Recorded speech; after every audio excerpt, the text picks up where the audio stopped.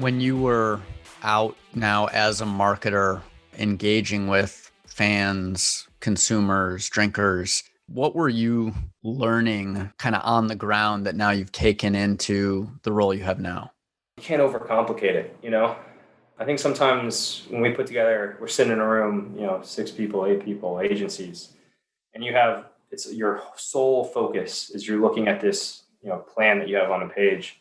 And it makes so much sense to you, right? But if you're a fan in a stadium, you have so many distractions. You have the game that's obviously going on. You have your friends, you're just hanging out, having a good time. And so, sometimes you take for granted that maybe you don't have 100% of their engagement necessarily. So how can you get it, right? How can you start to be a part of that entire atmosphere, that entire journey that the fan goes on when they go to a game, the tailgating, they go into the stadium, the leaving the stadium, right? And I think it was a big click moment for me that it's like, if you're just trying to be interruption, there's only so much of your message that's going to get through to that consumer. But if you can be part of the excitement of what they are going to the game to do, why they're going to the game to have a good time, if you can lend a better time somehow to that fan, and you're not part of the interruption, you will get a lot more of their, engagement into what you're trying to tell them. And that plan that you're putting together in the conference room in New York slowly can become a little bit more complex for the fan there because they're engaged with it. The other thing that I found with the complex plans though is they're not that flexible. If there's a lot of intricate pieces, a lot of players that need to improve things, and a lot of pieces that come together, sometimes you're not ready to capitalize when that one moment happens. And I think at AB over the past 5 years, one of the things we've done really well is break down a lot of that bureaucracy and how these plans come together to make them somewhat less complex while still having depth.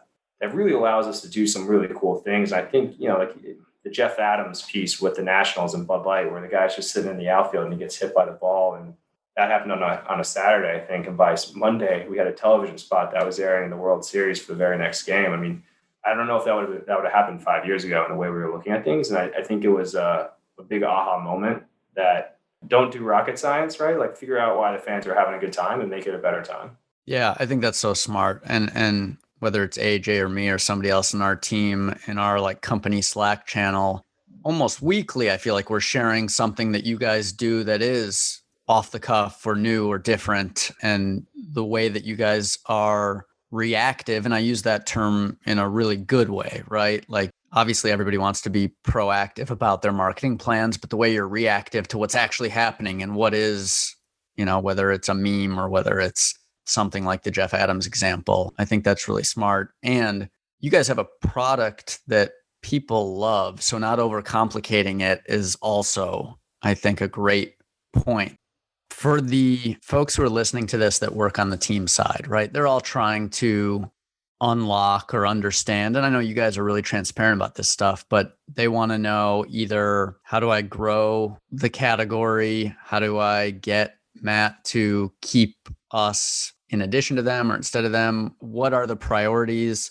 What's the secret recipe for the decision makers at AB? So with the opportunity to hopefully speak to a lot of them at once, what do you care about right now? What is the vision? What is the way that a, head of partnerships at a team can really get you excited? Yeah, there's a lot to unpack there, right? But if I distilled the vision of how we kind of look at the sports world down into 2 bullet points, it'd probably be fan focused and future proof. A lot of our deals we're doing are not 6-month deals or 1-year deals. They're 3 to 5 year deals, right? So it's really hard for me to say what a fan's going to care about in 3 years. It's really hard for me to say what my products are going to be in 3 years, even somewhat, right? Looking at the fan focus piece of it, the way that I'm really trying to address it is kind of what we talked about with how we use Navigate, right? It's constantly saying, I'm not just going to keep doing things because I did them before. It's not saying, it's saying like inertia says to resign this, so I'm going to resign it. But instead of asking ourselves, are the fans still passionate about this? Has the fan base changed? Are they still consuming it the same way? Where are those new areas of interest, right? We've seen the fan base as a whole in these local markets get more fragmented. The core four is still the core four. There's still a huge fan base there. We've seen more and more fans getting into esports, getting into lacrosse, getting into, all these other emerging passion points. So it's helpful for us to understand that, we need to be as locally relevant with those fan bases. And that starts with the property, but then it also says, hey guys, maybe logos isn't the best way to be as relevant with that fan base. And so my biggest ask always to teams is, what can you do that's never been done before? What can we do that your fans will look at it and be like, that is the coolest thing we've seen in sports in the recent years? I think there's really two examples we've done recently that have been huge successes in this space. The first one is NBA and Ultra Courtside, where the fans had no way of getting these bubbles, but it was what everybody was talking about. And so how could we create something with Microsoft and the NBA that was, this access point for the fans? And then for us as an alcohol brand, it was a way of saying, like, guys, this is how you enjoy the sport. We're here so people enjoy the sport, the fans and the athletes. The other example I would use is, NASCAR with Stewart Haas Racing, Daytona 500 this 2020, we did Pit for Bush, fastest sweepstakes in sports, where we were giving away all these great prizes for people who were able to tweet, during the event itself. And it was integration with the car. It was with Kevin Harvick. It was with our brand at the centerpiece of it. Our brand had a role in the entire thing. I think that's really important. It's not a presented by, it's not a logo underneath it. It's what is our brand's active role with the fans to make this something bigger, as opposed to something maybe we're going to do anyways, and how can we put our logo on it? And that's a big piece for us as we look at being so locally relevant with these fan bases. And the other side of it is that future proof. My category is something that's going to keep changing. And I need to ensure that, however this category shifts, it's seltzers right now. A few years ago, it was ciders. A few years before that, it was craft. Like, how do we make sure that the spirit of our agreement was that, the beer category is what we'd be activating on, that we don't get caught up in some kind of legal loopholes of how that actually comes to life and the spirit is respected. And a lot of our team partners are amazing at that, because, the beer category itself is kind of, still about the same size. And so that's important for us as we look out 3 to 5 years of, it's ready to drink that next big hurdle. Is it hard green tea? Is it, I don't know. It's hard for me to say, but it's really important.